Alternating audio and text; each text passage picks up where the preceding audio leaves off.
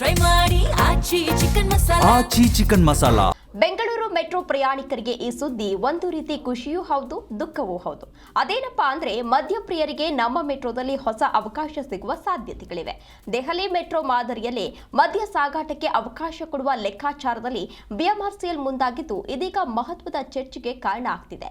ಷರತ್ತುಬದ್ಧವಾಗಿ ಮದ್ಯದ ಬಾಟಲಿ ಕೊಂಡೊಯ್ಯಲು ಅವಕಾಶ ನೀಡುವ ಬಗ್ಗೆ ಚಿಂತನೆ ನಡೆದಿದೆ. ಈ ಕುರಿತಂತೆ ಪರ ವಿರೋಧ ಕೂಡ ಈಗಾಗಲೇ ವ್ಯಕ್ತವಾಗ್ತಿದೆ.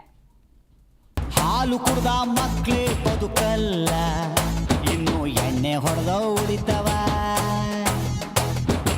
ಅಂಥ ದೇವದಾಸೆ ಉಳಿಲಿಲ್ಲ, ಇನ್ನು ಬಾರೋ ನರುಳಿತನ.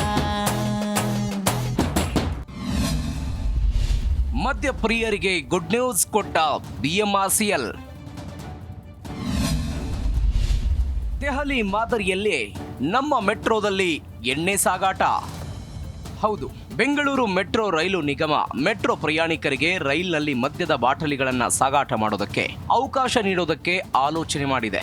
ಅಂದರೆ ಸೀಲ್ಡ್ ಮಾಡಿರುವ ಮದ್ಯವನ್ನು ತೆಗೆದುಕೊಂಡು ಹೋಗೋದಕ್ಕೆ ಅನುಮತಿ ನೀಡುವ ಕುರಿತು ಚಿಂತನೆ ನಡೆಸಿದೆ.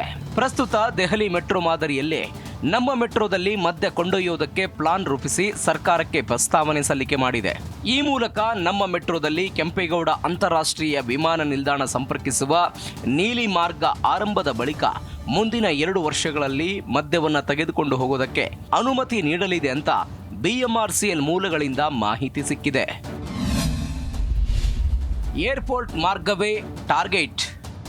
ಶೀಘ್ರದಲ್ಲೇ ಸಿಲ್ಕ್ ಬೋರ್ಡ್ನಿಂದ ಹೆಬ್ಬಾಳ ಮತ್ತು ಹೆಬ್ಬಾಳದಿಂದ ಕೆಂಪೇಗೌಡ ಅಂತಾರಾಷ್ಟ್ರೀಯ ವಿಮಾನ ನಿಲ್ದಾಣಕ್ಕೆ ಸಂಪರ್ಕ ಕಲ್ಪಿಸುವ ಮೆಟ್ರೋ ಮಾರ್ಗಗಳು ಕಾರ್ಯಾರಂಭ ಮಾಡಲಿವೆ. ಸಾಮಾನ್ಯವಾಗಿ ವಿಮಾನ ನಿಲ್ದಾಣದಿಂದ ಬರುವ ಪ್ರಯಾಣಿಕರು ಡ್ಯೂಟಿ ಫ್ರೀ ಶಾಪ್ಗಳಲ್ಲಿ ಮದ್ಯವನ್ನು ಖರೀದಿ ಮಾಡ್ತಾರೆ. ಅಂತಹ ಪ್ರಯಾಣಿಕರು ಮೆಟ್ರೋ ಬಳಸಬೇಕಾದ್ರೆ ಈ ನಿಯಮ ಸಡಿಲಿಕೆ ಅನಿವಾರ್ಯವಾಗಿದೆ.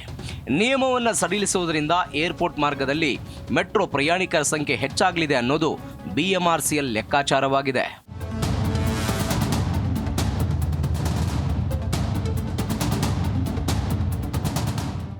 ಮೆಟ್ರೋ ನಿಗಮದ ಮದ್ಯ ಸಾಗಾಟದ ಅನುಮತಿ ನಿರ್ಧಾರಕ್ಕೆ ಬೆಂಗಳೂರು ಜನ ವಿರೋಧ ವ್ಯಕ್ತಪಡಿಸಿದ್ದಾರೆ. ಈ ಯೋಚನೆ ಬಿಎಂಆರ್ಸಿಎಲ್ ಕೈಬಿಡಬೇಕು, ಇಲ್ಲವಾದರೆ ಮಹಿಳಾ ಪ್ರಯಾಣಿಕರಿಗೆ ತೊಂದರೆ ಅಂತ ಮುಂದಾಲೋಚನೆಗಳನ್ನ ಬಿಎಂಆರ್ಸಿಎಲ್ ಮುಂದಿಟ್ಟಿದ್ದಾರೆ. ಸದ್ಯ ಈ ಬಗ್ಗೆ ಹಲವಾರು ವರ್ಷಗಳಿಂದ ಬೇಡಿಕೆ ಬಂದಿದ್ದು ಇತ್ತೀಚೆಗೆ ನಡೆದ ಅಧಿಕಾರಿಗಳ ಸಭೆಯಲ್ಲಿ ಮತ್ತೊಮ್ಮೆ ಚರ್ಚಿಸಲಾಗಿದೆ. ಈ ಪ್ರಸ್ತಾಪಕ್ಕೆ ಒಪ್ಪಿಗೆ ಸಿಕ್ಕರೂ ಅಧಿಕೃತವಾಗಿ ಜಾರಿಗೆ ಬರುವುದಕ್ಕೆ ಮತ್ತು ಅನುಷ್ಠಾನಗೊಳಿಸಲು ಸ್ವಲ್ಪ ಸಮಯ ತೆಗೆದುಕೊಳ್ಳಬಹುದು. ಇದಕ್ಕೆ ಯಾವುದೇ ವಿಶೇಷ ಅನುಮತಿ ಅಥವಾ ಪ್ರತ್ಯೇಕ ಪಾಸ್ಗಳ ಅಗತ್ಯವಿಲ್ಲವಾದರೂ ಜನ ವಿರೋಧಿ ಅಲೆ ಹೆಚ್ಚಳ ಆಗೋ ಸಾಧ್ಯತೆ ಇದೆ. ಈ ಮೂಲಕ ಬಿಎಂಆರ್ಸಿಎಲ್ ಏನ್ ನಿರ್ಧಾರ ತೆಗೆದುಕೊಳ್ಳುತ್ತೋ ಕಾದು ನೋಡಬೇಕಿದೆ. Manjunath Hosahalli, metro bureau, Zee Kannada news.